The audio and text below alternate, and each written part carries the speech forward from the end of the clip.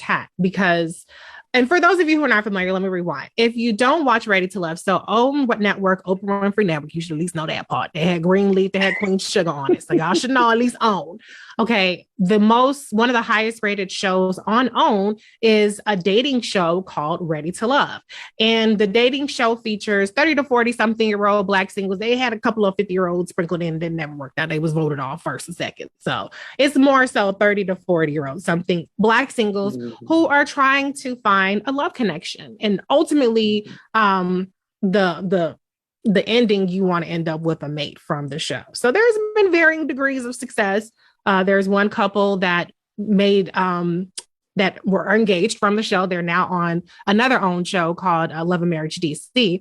But there was one castmate in particular that I was a fan of. And Erica, you and I both agree, right? We're both a fan of hers. Yeah. And I love that she's confident, that she's, that she communicates what she needs. And one particular scene, she communicated what she needed to the gentleman that was on a date with her, and he immediately rose to the occasion. And I was like, see, this is what I'm talking about. That's what you got to do. You got to open up your mouth. But I saw on social media, she was really getting like nasty and just uncalled for comments. And in particular, it was directed at her being a mom. Ooh. And that to me, I cannot abide by any kind of shaming, but especially when it comes to mom shaming. So it came on my heart. I made a comment and she responded to it, and we had a little short exchange, and it came on my heart to invite her on the show because I wanted to give voice to single parents out there who are looking for love. But I also wanted people to really hear from us about how just the nastiness is uncalled for. The mom shaming is uncalled for. And the dad shaming too, because it's not just women that get it. Now we get it the worst, but the mom shaming is uncalled for. So it is my pleasure to welcome to the Reecie Colbert Show, Miss Jeffri Riley. Hey, Jeffri. Hey, guys. How are you? How are you doing? I'm doing amazing. Can you see me? I can't, this is my first time doing the show remote, so we got a little different of a setup. But I can see you. We're on a radio. We're on Sirius XM, as you know. But you look beautiful as always. Yeah. I'm so excited. We're so excited to have you. Before I get into my questions, is there anything you want to add in terms of what you want listeners to know about you up front? Really just, I know for sure they're wanting to know a lot about my life as a mom and how I'm kind of balancing everything and still trying to find time for love. Really, I just want them to know that I'm just trying to live a peaceful, happy life with my babies. Like there's not really a lot to it except me just trying to be a good person and find the right people, to be surprised. So now for those that don't know, how many children do you have? So I have 3 altogether. Okay. I have one that'll be 14 March 1st. What? I have a 6-year-old and a 2 going on 3. So okay. So let's get into. I don't necessarily want to focus on the show as much as I want to focus on you and your experience. You have been really transparent on the show about how incredibly important your children are and how you're a package deal. Can you talk about how important is it to set those expectations up front?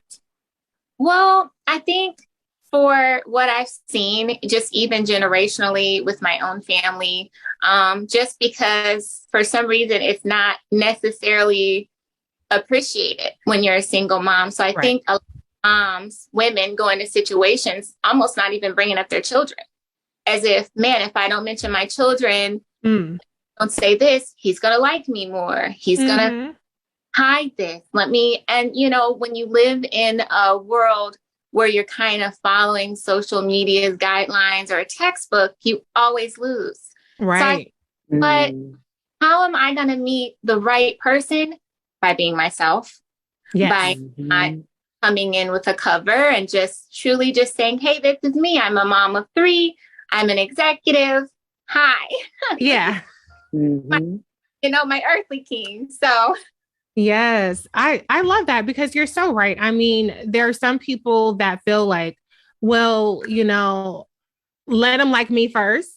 And then I can spring that on them, or I can kind of downplay it so that I'll be more attractive to them and then kind of hook them later. And I love that you're like completely unapologetic about it. And you're like, look, we're a package deal. So love me, but love all the parts that come with me. I think that's great. And it seems like that's been well received by the other men on the show, right? Yes. You know what? I'm not going to lie. I didn't expect so much love. Like on and off camera, I think the men kind of gravitated to me because I feel like I kind of hold a value that's not of things of the world. So whereas when you meet a lot of people, they're like, hi, this is what I do. And you're more so exceeding with your cars, your clothes, your home, your careers. But what about your spirit? What about who you are? And I promised myself that even if I wasn't, interested in the person, I was going to give them the real Jeffri. So I think that they were just really gravitated towards someone that was like, hey, this is me. Right. It's not always about looks. I mean, there was plenty of women on the show that didn't have any children. And for someone to go into a situation and kind of say, well, you know what, you're a mom, a single mom, you decided not to drop your kids off, in front of a church step. So you shouldn't date. Yeah, exactly. It's different. We're in a different time. And so, when I see the comment, I just kind of think in my head, like, they just really don't understand. They are just kind of living the wave and following with what's trending. And if you can say something to try and bring someone down, that's what they're going to do. So I just, I do. Yeah, but I mean, you have a really good attitude about it, but the mom shaming pisses me off. Okay, it pisses me off, the notion that you're any less of a prize, that you shouldn't think as highly of yourself because you have kids or because of the number of kids you have. It's absurd. It's despicable. And let me point out, because we Black. Okay, statistically speaking. A lot of us came from, at some point, there was somebody being single in the equation. If you just look at the fact that the statistics, it's just, these are the numbers. Okay. And my mom, she wasn't married to my dad her whole life.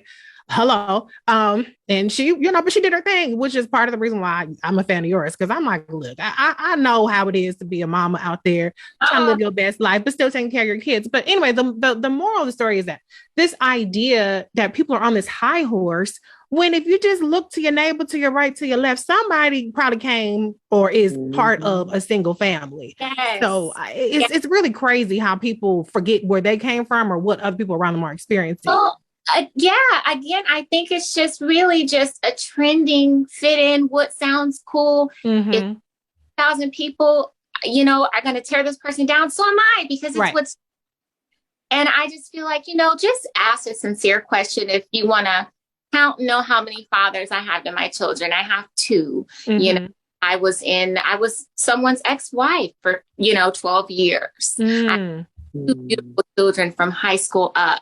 Then when I moved to Florida, my youngest, he comes from a home where he didn't have a dad. So him, walking away from his son is just kind of a part of that culture that we live in right now. He's a public he's an Olympic medalist, so he just struggles with that. So I just kind of pray. I don't want to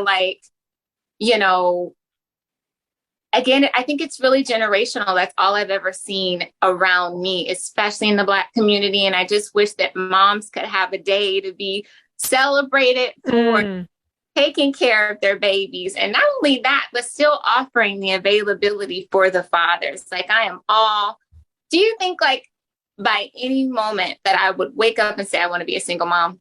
Right. Each of those situations, I saw myself doing life, and so I have to also learn and look back at the things that I could have done differently in each situation. And I feel like right now I'm whole. I'm at a place like, okay, I've learned certain things. Yeah. That's why I'm taking my time, on Ready to Love, because I've always been kind of rushing into things and being trapped down, getting me in a situation, and then I'm stuck there. Right. And I just wanted to give myself a chance to fully experience and see people, give them a chance, instead of, I don't want to do that. And I think that that you're doing it in a beautiful way that's being true to yourself. And I think, that you're worthy, not that you need me to tell you that, but I love you showing up and showing what worthy looks like. And anybody who doesn't get that for themselves or they don't get that for you, that's a them problem. But I do want to give Erica a chance to ask you a question. Erica, what you got? Hi, Erica. Wow.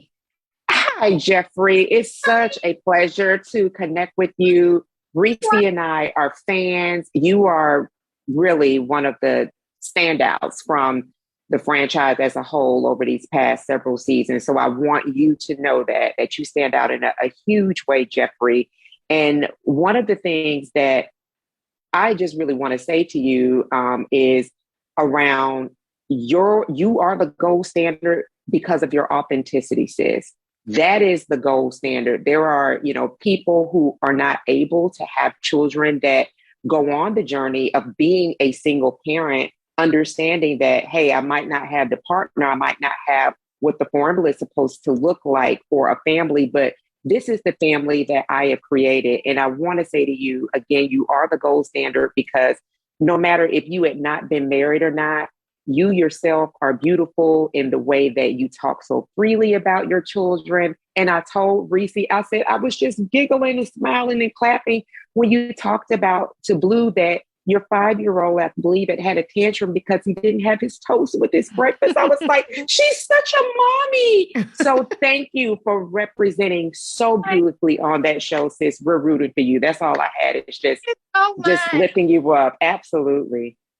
Oh, Reecie, guys, like when I'm telling you that I could only dream of having just someone say those words or just really see that the fact that you can see my spirit through the camera, I'm just so grateful. So for both of you guys.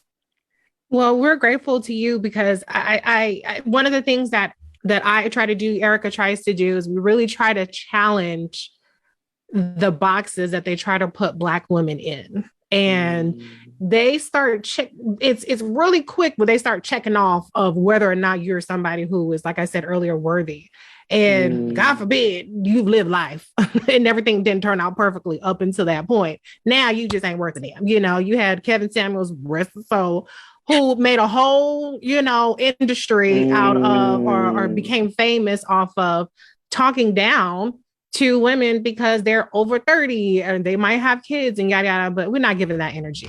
The last thing I just want to ask you is, what would your message be to parents out there that might feel discouraged for whatever reason from seeking out companionship, or they have been mom shamed or even dad shamed in the past? What would your message be for them in terms of what you've learned or what you would say to them?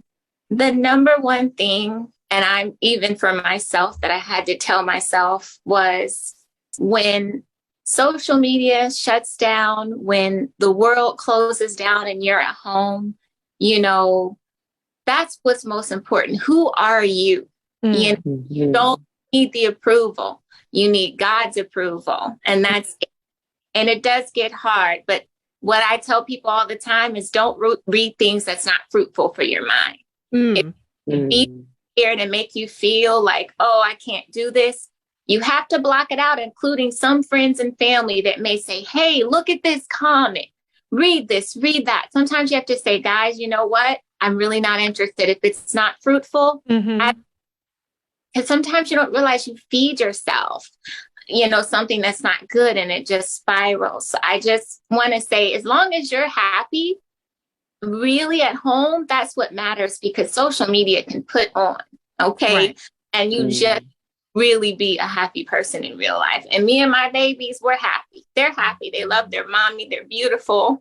I'm happy when the cameras stop rolling. So that is the key, inner true happiness. So that's a beautiful message. Jeffri, thank you so much for spending time with us on a Saturday. We're rooting for you, even if you didn't find love on the show, to find love eventually. Or I should say find more love. How about find more love? Because you already have one. Thank you. All right, y'all. We are going to head to a break.